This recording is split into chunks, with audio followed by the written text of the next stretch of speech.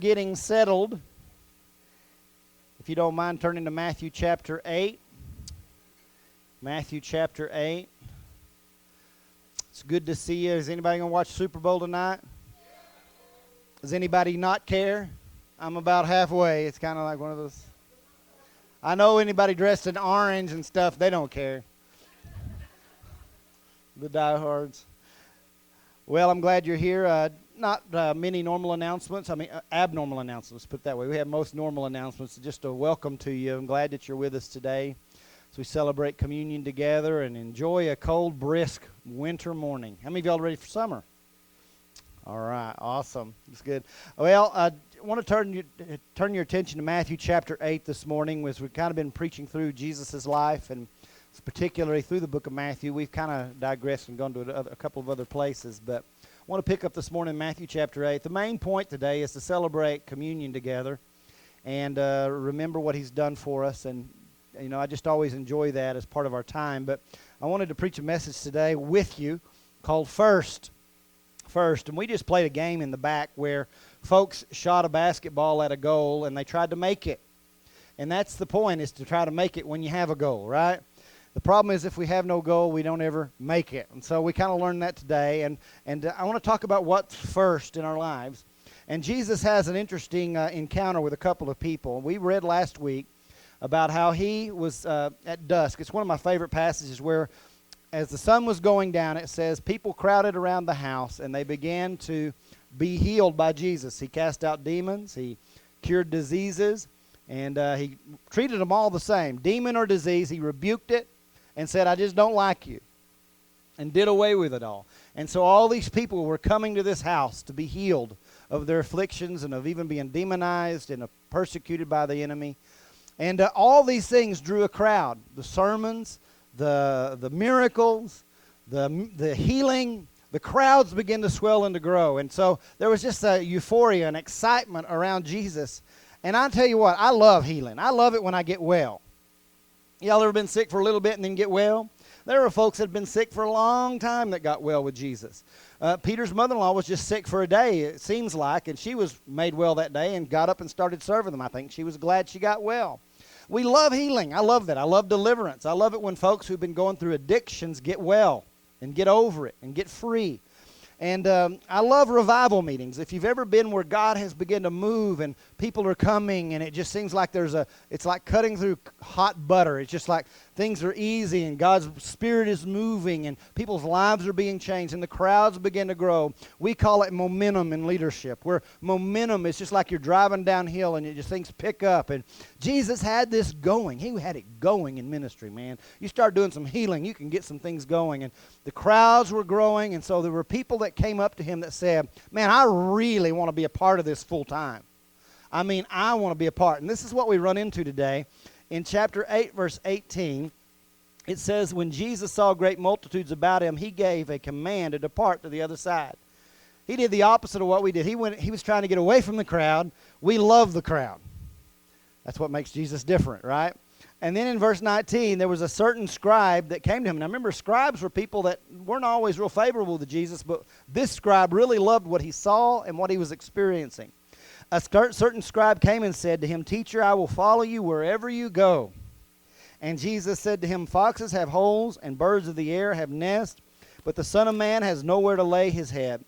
Then another of his disciples said to him, Lord, let me first go and bury my father. But Jesus said to him, Follow me, and let the dead bury their own dead. Luke, by the way, in Luke chapter 9, is this same story. And the second disciple, Jesus actually called him. He said, Come and follow me. And the guy said, First let me go and bury my dad. It's not that he was dead, but that was his excuse. And so what we see is these crowds begin to grow. Now, I want to just say this. We love when Jesus is doing things for us. When God's answering prayer, I love it. When God's answering prayer and things seem to be going all right, I like comfort. I love comfort. I love my couch. I love my cushiness. I love all those things. But when it's tough, I'm kind of a whiner sometimes. Quit looking at me like y'all are spiritual. because I don't know about you guys, but there's times I complain. There's times I whine. And this is what Jesus was saying. It doesn't really make sense in our vernacular, but Jesus was basically saying to these guys, sure, you want to follow me now because things look exciting and great and easy and comfortable and fun, but what happens when the crowds are gone tonight and I lay down on a cold, hard ground? Will you still be my disciple then? Will you make it through the first night? To the second guy, he says, you're making excuses. You're making an excuse to go first bury your dad. And really, it seems like he was saying to Jesus, I need to go home and be with my dad, and once he dies, then I'll come be your disciple. Well, we know Jesus didn't have very long after this sermon himself, but he made an excuse. I need to go be with my dad, and one of these days when he's gone, I'll follow you. How many of y'all have ever done the one of these days? I'm going to preach a song on procrastination next month. Yeah, I know, it's not that funny, but anyway, that's what he was doing, procrastinating. Now, again, we love the crowds, we love the excitement, we love life, but there is a law of the universe, and you need to understand it. The law of death, then resurrection. The law of death, then resurrection. You see, things usually have to die. Jesus said weird things. He said things that just didn't make sense to the natural. First, one time he says, unless a kernel of wheat falls to the ground and dies, it can't bear a crop. Now, it makes sense but in the natural, but he was giving a spiritual analogy. Unless a kernel falls to the ground and then dies, you can't have a crop. You got to plant it in the ground before it comes up with roots and corn and something good to eat. The law of death, then resurrection. The law of suffering, then power. How many of y'all are already loving this sermon? I didn't want to come here about suffering and hard times and toughness and dying. We don't preach on that near enough these days. But the law of the kernel in the ground growing into a crop. He said this, take up your cross daily. Now, he said this before he took up his own cross, and so they probably didn't quite have a nice idea about it until after he was resurrected, but he said, take up your cross daily, then follow me. He didn't say take up your hymn book. Y'all out there? He didn't say take up your Bible. He didn't say take up your pillow. He didn't say take up your church clothes and come to church once in a while. He said take up your cross daily and follow me. The law of death, then resurrection. He said, if you'll lose your life, then you'll really gain it. Now see, I just am convinced of this in my life. The reason I don't have power many times is I haven't died. There are areas that I have to give up or die to, and then he'll resurrect it in his image with power. When we celebrate communion, it is a picture of the power of Jesus Christ to save us, forgive us, and even heal us. Why? Because he died, then was resurrected. It's the law of death, then resurrection. Tim Hansel wrote a book called When I Relax, I Feel Guilty. I don't know if that describes some of you. I don't feel guilty one bit. I just want y'all to know right now. So I didn't write that book. I just have read part, So anyway, but anyway, he says, this is the way people approach Christianity. He says, I would like to buy $3 worth of God, please. Not enough to explode my soul or disturb my sleep, but just enough to equal a cup of warm milk or a snooze in the sunshine. I don't want enough of him to make me love a black man or pick beets with a migrant. I want ecstasy, not transformation.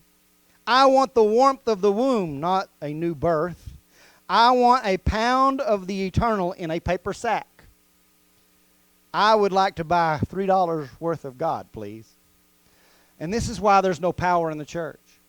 Power in the church comes from folks who have been buried with him in baptism and raised to walk with him in newness of life. That we take up our cross daily and follow him.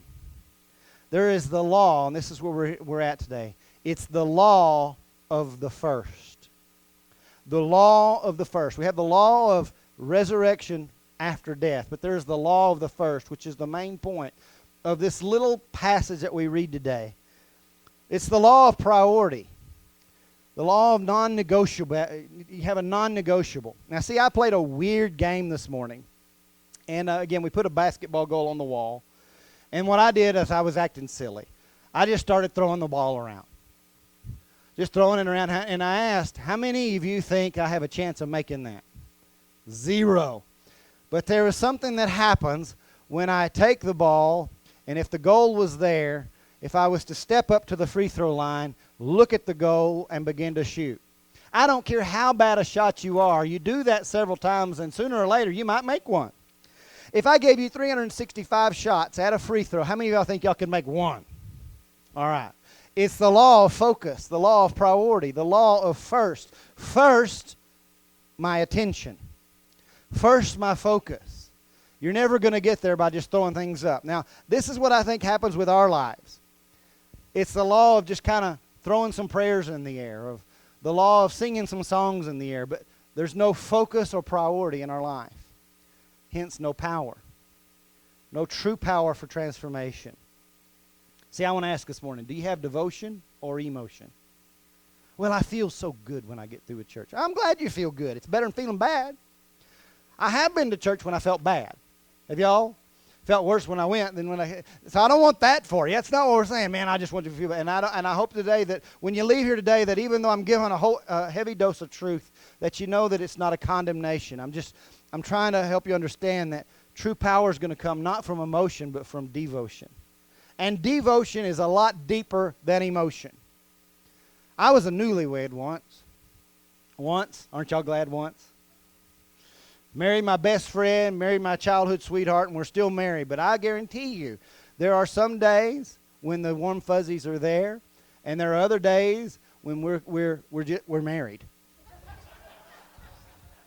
She'd say the same thing. Y'all know it's true. Oh, we're always just warm and gushy. Oh, give me a break. If that's the case, he's at work and you're at work, and we just love each other in absence, right? Y'all know there are days there's no emotion, there's devotion. That I'm married, I act like a husband because I am married, and because I'm devoted to being a husband. Sometimes it's easier than other times. It's the same thing in our walk with Jesus. It's not emotion, it's devotion.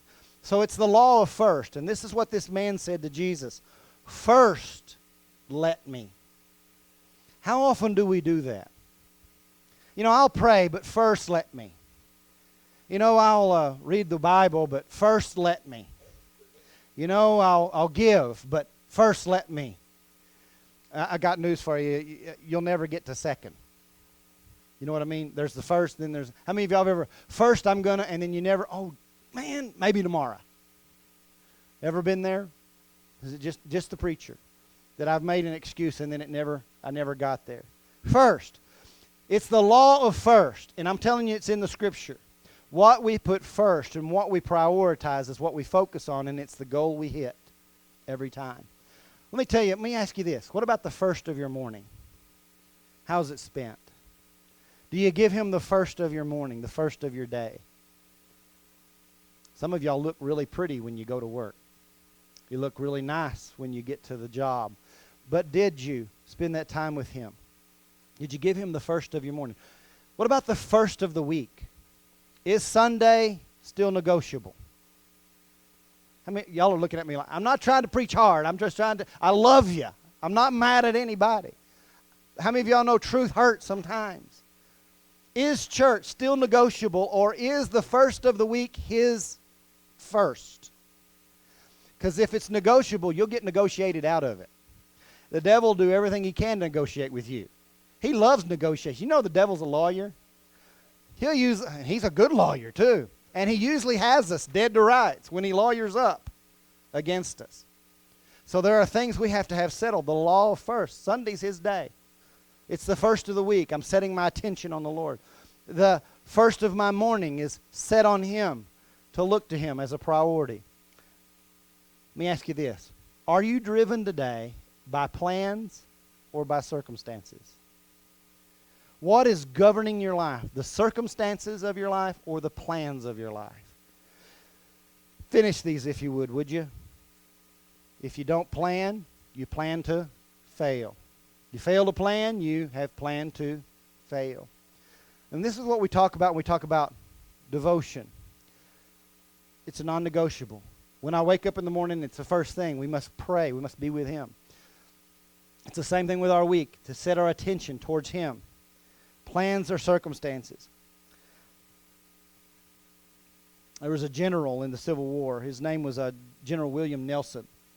And they were kind of having a fight. There was a fight that kind of broke out amongst the Union soldiers. And during that fight, William Nelson was actually shot. He had gone through the battle there in Kentucky. And of all the battles he'd been through, he never got shot. He got shot in his own camp. It's just one of those ironies of the Civil War. But the real ironic thing was that after he had been a hero in the war, all the things he had done, they carried him upstairs, and the one request he had was, call the clergyman, I want to be baptized. At the end of his life, after all those battles, now that he's on his deathbed, now it's time to seek God. And that really is the plight on the human soul, is that it's always later, isn't it? How many of y'all are out this morning? Would y'all smile like you love me, please? Just smile like, and that's his plight. All the priorities of his life faded into the background as he faced eternity. As he faced eternity, he knew there's a new priority. I got great news for you. You don't have to wait till you're dying. You don't have to wait till you're dying to experience the forgiving and resurrecting power of Jesus Christ. But I would say this. Oftentimes it's a matter of priority. It's a matter of what's first. I'm going to say this. Just look at me like you love me. Are you tithing or are you tipping? And I'm not just talking about money. I'm talking about time. I'm talking about affection and attention. Are you tithing or tipping? Does God, listen, does He get the first or the leftovers? It's awful quiet in here. The first or my leftovers? And then we say, where is God? Where's the power in my household? Where's the power in my faith? Where's the power in my prayer life? First or leftovers? See, it's not a question of giving here at the church or giving your life to this or that. It's the question of, this is what has my focus from the time I wake up to the time I go to bed, from the time I get paid to the time I get that next check. And sometimes it's a long time in between. But first, there is the law of first. Would you look with me just a couple places? Look at Genesis chapter 1. Actually, it's not Genesis chapter 1, but go there. Go to Genesis. You'll be close.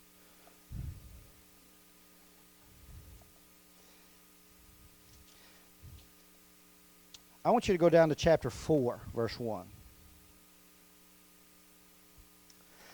This is, by the way, way before the law of Moses.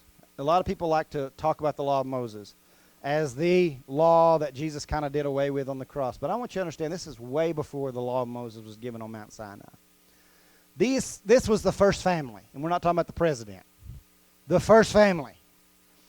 Adam and Eve had kids, Cain and Abel. How many of y'all have read of Cain and Abel? And oftentimes we know that Cain killed Abel, but why? Why did Cain kill Abel?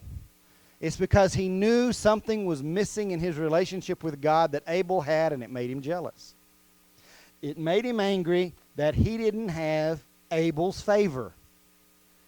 I don't know how God demonstrated it, but God demonstrated that what Abel was doing was blessed and what Cain was doing was not blessed.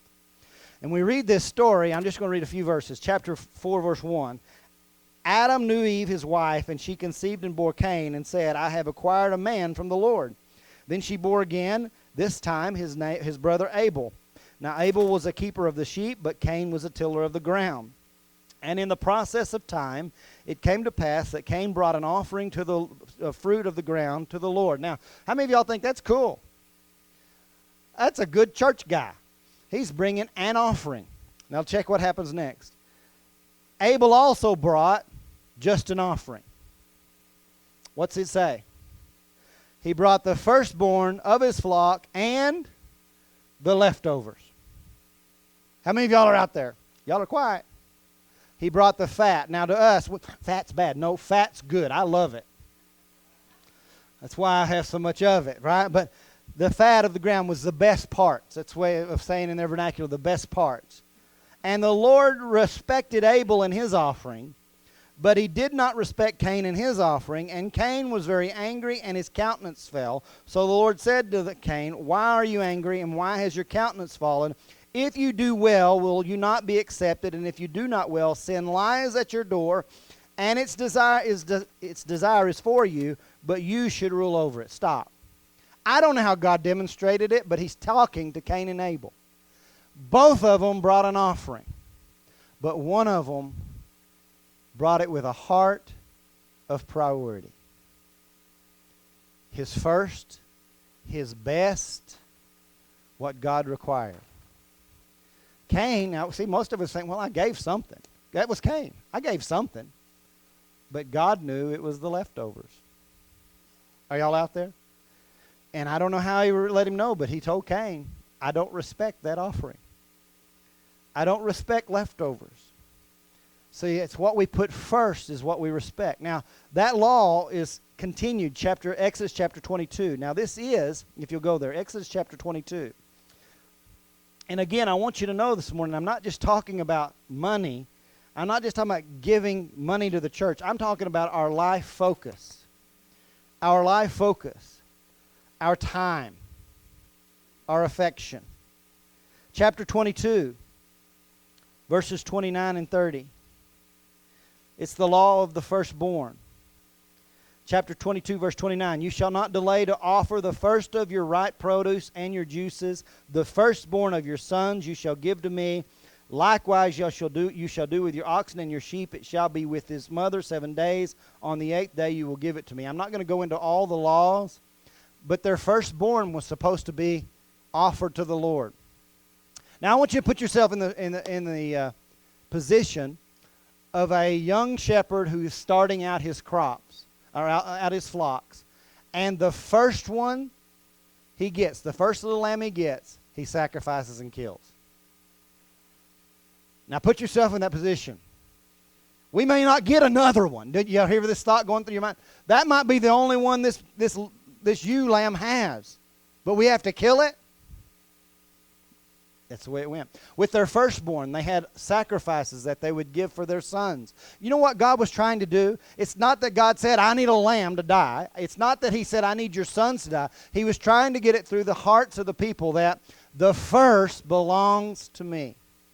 If you don't prioritize God, he will get crowded out. Amen? He'll get crowded out. It's the law of the first. Just my question for myself this week. Let me ask it for y'all. Is Christianity about my wholeheartedness, or is it just a hobby? Is it a hobby? Is it just a part of my life, or is it wholehearted devotion to Jesus? Let me ask y'all this. Maybe this will make more sense. If the day just picture yourself standing at the altar on your wedding day, and your spouse-to-be said these vows. I promise to be almost faithful to you. 364 days of the year, I will be a faithful spouse. How many of y'all are going, that ain't the vows what were y'all expecting? Full time. Wholeheartedness. How about this one? If you stood there and did vows, you know, if I have time for you, I'll be married at the end of the day.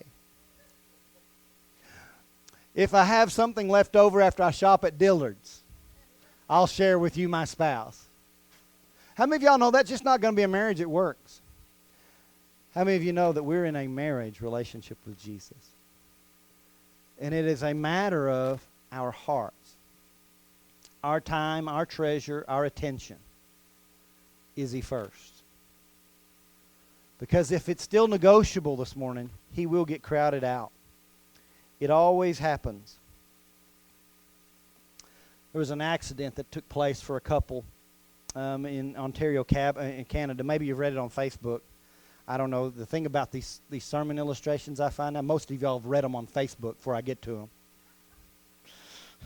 But several years ago, it happened in Ontario, up near Ontario, Canada, that a family's lives was changed forever. A couple It was February 16th, 1989, a normal Thursday morning. The phone rang at 9:15 a.m., and this couple was told that there had been an accident that involved their son named Ben. And so they got in their car and they drove quickly to where the accident had happened. And as they got there, they found out from the police chief that was there that knew them said their son had passed away and had gone to heaven. They knew them to be believers, but he was in heaven. And that was the news they got there beside the road. Of course, traffic was still going, and they could see the puddle of blood there in the road where their son had passed, and people were trying to get traffic moving again. And the wife's only response was the agony of her son's blood just poured out there on the concrete. And thinking, I just want to bottle it up. I want to keep it. I want it to put it back in its body where it belongs. And the dad was seeing some cars had run through it and drove over it. And his thoughts, they don't need to be driving over my son's blood. Don't they understand who this boy was to me? And I think about that with Jesus, about what he's done. He's poured it all out. You were not an afterthought on the cross, by the way. He made our salvation his priority. What makes Jesus so worthy to be followed was from day one, it says he knew the cross was before him. But for the glory of knowing us and us knowing him, he set his face on the cross and resolutely, every day, followed his Father's will. Aren't you glad Jesus wasn't a part-timer? Aren't you glad he just wasn't a part-time Savior? But his full-time devotion was to us, and he poured out his blood for us. Wholehearted devotion. Think about this. Jesus was a disciple first. I can't imagine 33 years living a perfect life so that he is the sinless offering. Not one selfish act. Everything was a selfless act. He gave himself for us. He was a disciple first. He gave his first for you, not his leftovers. And that's why we worship him. He gave us his best. His blood, his all. And that's what following means.